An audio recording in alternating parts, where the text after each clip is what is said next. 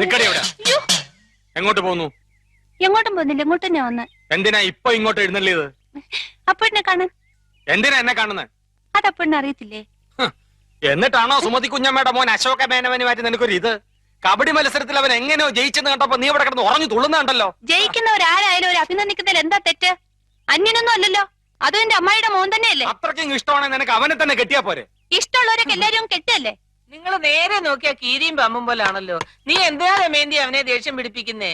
തോക്കുമ്പോഴും ദേഷ്യപ്പെടുമ്പോഴും അപ്പൂട്ടന്റെ മുഖം കാണാൻ നല്ല ചേല അമ്മായി. അശോകന്റെ തോറ്റ മോത്തിന്റെ ശൈലി നീ കണ്ടിട്ടുണ്ടോ? അതിന് അപ്പൂട്ടന്റെ ഒരു അവസരം തരുന്നില്ലല്ലോ.